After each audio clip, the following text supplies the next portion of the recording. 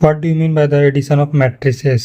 Matrices का addition क्या होता है इसको देखते हैं। सबसे पहले एडिशन देखने के सबसे पहले मैट्रिसेस क्या होता है उसको देख लेते हैं।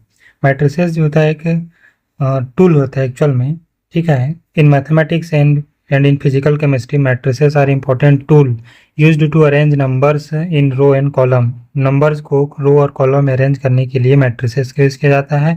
और मैट्रिसेस ऑपरेशन होते हैं किस में यूज़ होते हैं, मोस्टली क्वांटम केमिस्ट्री में, स्पेक्ट्रोस्कोपी में, कंप्यूटेशनल केमिस्ट्री में, स्टैटिस्टिकल मैकेनिक्स में, मॉलिक्यूलर ऑर्बिटल थ्योरी में।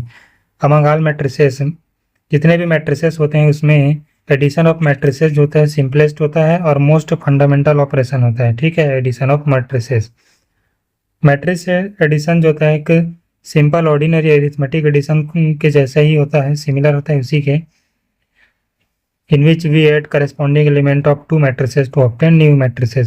जो मैट्रिसेस गिवन होते हैं उसके करस्पॉन्डिंग एलिमेंट को ऐड किया जाता है, टू मैट्रिसेस के जो करस्पॉन्डिंग एलिमेंट होते हैं उसको ऐड किया जाता है, जिससे अपने को न्यू मैट्रिक्स का एक रो और कॉलम फॉर्म में मिलता है, न्यू मैट्रिक्स, ठीक है। तो सबसे पहले देखते हैं कि मैट्रिसेस क्या होता है। बेसिक कॉन्सेप्ट देख लेते हैं, what is matrix. Matrix matrix is a rectangular arrangement of a number in a row and column. Numbers का रेक्टेंगुलर अरेंजमेंट होता है रो और कॉलम के फॉर्म में, इसी को मैट्रिक्स बोला जाता है। जैसे कि यहाँ पे बना है 1 2 और 3 4, ठीक है। जो हॉरिजॉन्टल लाइन होता है, इस टाइप का जो लाइन होता है वो रो को रिप्रेजेंट करता है, और जो वर्टिकल लाइन होता है, इस टाइप का लाइन होता है वो कॉलम को रिप्रेजेंट करता है। तो ये जो मैट्रिक्स है वो 2 क्रॉस 2 को 2 क्रॉस 2 मतलब सेकेंड ऑर्डर का मैट्रिक्स है, ऐसा बोल सकते हैं, इसको ऐसा बोलेंगे, ठीक है। अब देखते हैं कि कंडीशन क्या है मैट्रिक्स को ऐड करने के लिए। दो मैट्रिक्स को अगर अपने को ऐड करना है तो उसका जो ऑर्डर है वो सेम होना चाहिए। मतलब 2 क्रॉस 2 एक मैट्रिक्स ए है जिसका ऑर्डर 2 क्रॉस 2 है, तो बी मैट्रिक्स जो अनदर मैट्रिक्स भी है उसका भी ऑर्डर जो 2 क्रॉस 2 होना चाहिए, तभी इनके बीच एडिशन पॉसिबल होगा।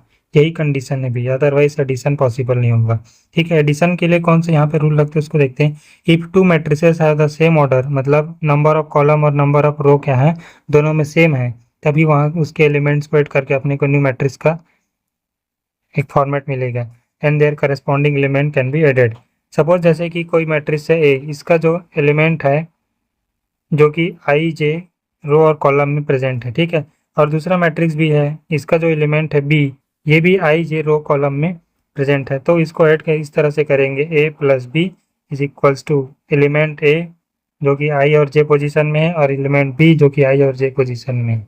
मतलब सेम एलिमेंट का ही क्या होता है यहाँ पे एडिशन होता है, ऐसा आप यहाँ पे शो हो रहा है। अब एक एग्जांपल लेके देख लेते हैं कि किस तरह से इसको ऐड किया जाता है, ठीक है।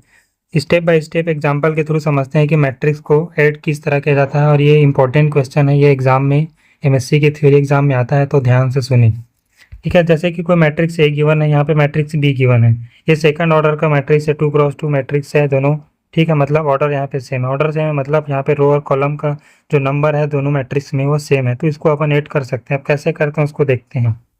सबसे पहले फर्स्ट एलिमेंट कौन सा है, यहाँ पे 1 है, और यहाँ पे फर्स्ट एलिमेंट क्या है 5 है, तो उसको ऐड करेंगे अपने मिलेगा 6, ठीक है। दूसरा जो एलिमेंट है यहाँ पे, दूसरा जो एलिमेंट है यहाँ पे 2 है और यहाँ पे 6 है, तो दोनों को ऐड करेंगे तो अपने को मिलेगा 8। तो यहाँ पे 8 मिल गया सेकंड एलिमेंट का। सेम इसी तरह जो थर्ड एलिमेंट है 3 और सेकंड मैट्रिक्स का थर्ड एलिमेंट 7 है, दोनों को ऐड करेंगे अपने को मिलेगा 10, यहाँ पे मिला। अब उसके बाद जो फोर्थ एलिमेंट है मैट्रिक्स ए का 4 है, मैट्रिक्स बी का 8 है, दोनों को ऐड करेंगे अपने को मिला 12।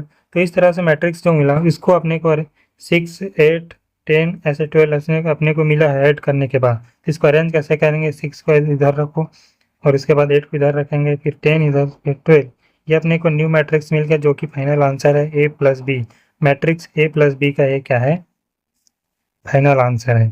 तो इस तरह से मैट्रिक्स को ऐड किया जाता है। अगर आपको ये वीडियो समझ आया होगा तो वीडियो को लाइक करें, चैनल पर नए हैं तो चैनल को सब्सक्राइब करना ना भूलें, और अपने फ्रेंड्स के साथ शेयर भी कर दीजिए।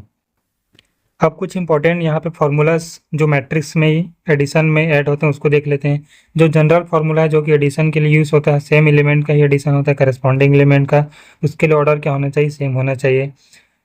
पहला जो लॉ होता है क्यूम्यूटेटिव लॉ, ठीक है, ए प्लस बी अगर लिख रहे हैं तो उसको बी प्लस ए भी लिख सकते हैं, मतलब एडिशन में ऑर्डर मैटर नहीं करता। 2+3 लिखे हैं तो उसको 3+2 भी लिख सकते हैं, ये कम्यूटेटिव लॉ बोल रहा है, ठीक है, इसका मतलब यही है। एसोसिएटिव लॉ क्या बोलता है, अगर A plus B under bracket plus C है तो इसको A plus under bracket B plus C ऐसा भी लिख सकते हैं। ग्रुपिंग से जो रिजल्ट है वो अफेक्ट नहीं होता, अगर ऐड कर रहे हैं तो ग्रुपिंग से रिजल्ट अफेक्ट नहीं होता। अब देखते हैं additive identity, A plus O is equal to A है, अगर ऐसा हो रहा है तो ओ का वैल्यू डेफिनेटली क्या होगा, जीरो मैट्रिक्स होगा, तभी जीरो, अगर किसी भी नंबर में जीरो का ऐड करते हैं तो उसका जो वैल्यू है वो उसी नंबर के इक्वल रहता है, तो यही रिप्रेजेंट कर रहा है यहाँ पे एडिटिव लॉ। एवरी मैट्रिक्स है। अब दूसरा जो है एडिटिव इनवर्स, अगर A plus minus A is equal to zero है तो ये रिप्रेजेंट कर रहा है कि ये जो माइनस ए है जस्ट इसका अपोजिट होगा, मतलब ए का इन्वर्स भी एग्जिस्ट करता होगा। तो यही बोल रहा है कि हर एक मैट्रिक्स का एक निगेटिव मैट्रिक्स होता है, इसलिए यहाँ पे वैल्यू क्या हो गया, जीरो हो गया।